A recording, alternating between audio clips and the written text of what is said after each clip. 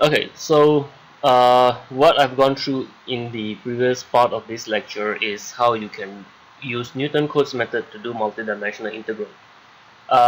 Can you use one Gauss quadrature to do multidimensional integral? The answer is yes. So if you recall from lecture 10, the one-dimensional Gauss integral, we are referring to Gauss Legendre here, can be expressed in this form. Okay, so for an integral of fx from -1 to 1, using Gauss quadrature, you have the summation of wi of your weights multiplied by the function of f evaluated at the Gauss points.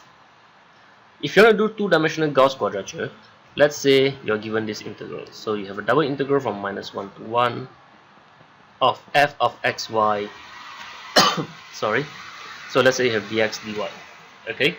Now, for you to do this integral using Gauss quadrature, let's say we introduce a function g of y. And what is g of y? G of y is given by the integral of fxy dx. Okay. So when you integrate f of xy against dx, because f is a function of x and y, you're going to get a function of y, which is why we can write it as g as a function of y. So if g is a function of y and we replace this whole expression back into a double integral, what do we get? We are going to get the integral of -1 to 1 of gy dy. Okay.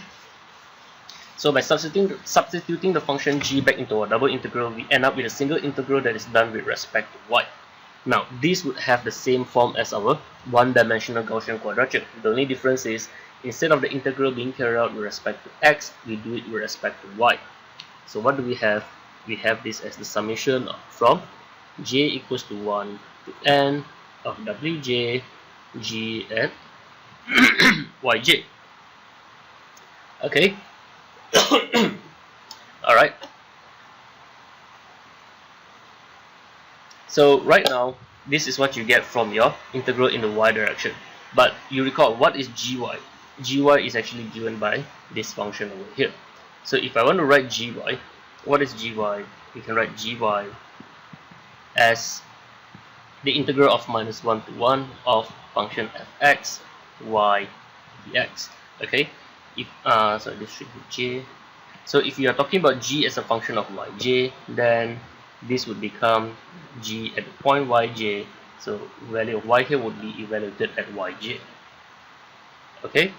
So right now, this integral again shares the same form as your one-dimensional Gauss quadrature.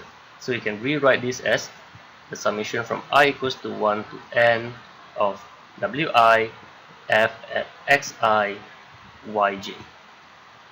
Okay. So right now, this is your g as a function of yj, which in Gauss quadrature is given by this.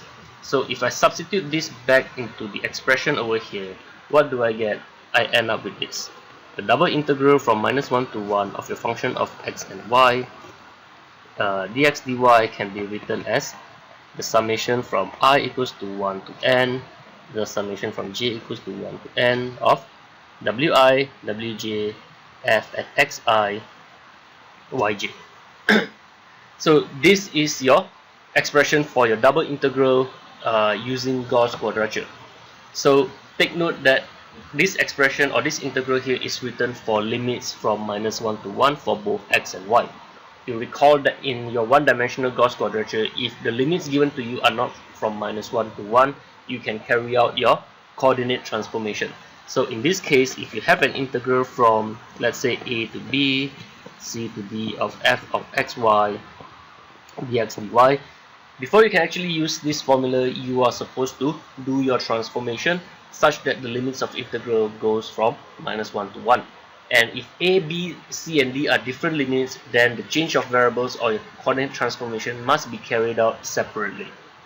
Okay, so that is how we actually do multidimensional integral if we want to use Gaussian quadrature.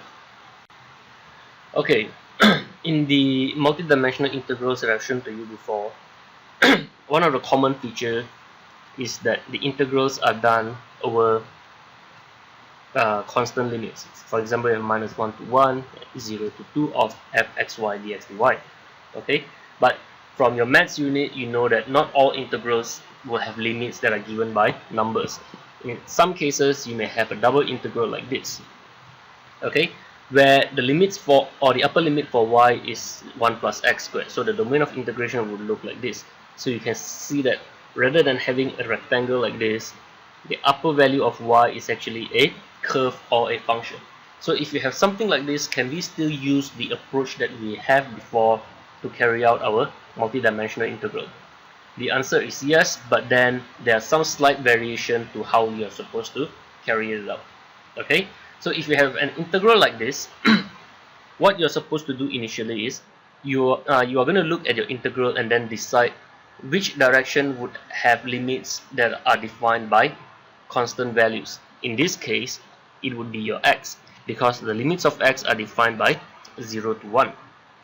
If you have an integral where the y is in the outer integral, then you would have to select your y. But for now, if you look at this example, we see that x has limits that are defined by constant values. So what we want to do first is, as our first step, we want to discretize x into n number of segments. So what we can say is, in our first step, we want to discretize x such that delta x is given by b minus a over nx. So nx is the number of segments that you are going to discretize. B and a represent the limit of your integration. So this is what you do in your first step. In your second step, for every values of x that you have, so once you have discretized this into nx segment, you are going to have x0, the first value of x, x1, x2, x3, and so on. Okay, so for every values of x that you have, you are going to find the corresponding y value. Okay, so for example, if you set x to be x0, what is the value of y? Y0 will be given by x0 squared plus 1. So this would be the value of y0. For x equals to x1, you have value of y1, which is x1 squared plus 1. So this here would be your y1. If you do the same thing for x2, x3, and so on, you're going to get y2, y3, all the way to yn. Okay, so having all these values of y, what you want to do next is, for every value of y, you are going to discretize your domain into ny number of segments. Okay, so if you talk about the first value of y, so let's say y0, you are going to have delta y0 to be given by y0 minus the lowest value of y, which is 0, divided by ny. For y1, you are going to do the same thing. You have delta y1 is equals to y1 minus 0 divided by ny. So you're going to repeat this for y2, y3, and so on. So the idea here is, in the y direction, the maximum value is going to change depending on the position of x. But what we are going to do is, we are going to fix the number of segments that we discretize in the y direction.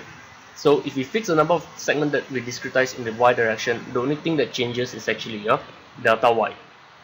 So what this means is, for delta x, it is the same for every value. But for delta y, it is going to be different for different values of x because of the curve that we have that defines the upper limit of your y integral. So once you have all the values of x0, x1, x2, and the corresponding values of y0, y1, y2, you're going to do the same thing as what we had before. You're going to integrate in one direction first, followed by the other. So if you look at your integral here, your inner integral is in the y direction. So what you're supposed to do is, you are going to integrate in the y direction for every values of x. Okay, in the example that I've shown you before, in I believe the second part of this lecture, we integrate in the x direction first because our integral was written in terms of dx dy. But right now our integral is written with respect to y first. If your integral is in the y direction, you are going to do your integral in the y direction first for every values of x. Once you have done that, you're going to gather all these values and then do the integral in the remaining direction.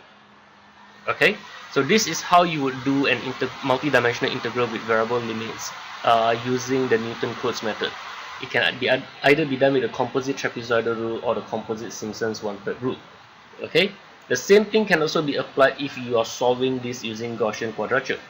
Okay, so what you're going to do first is, you're going to find the value of y corresponding to the value of x at every point that you have. Okay, and then you are going to do coordinate transformation so that you can find out the transformation for each point of x, and then you're going to apply your Gaussian quadrature as before.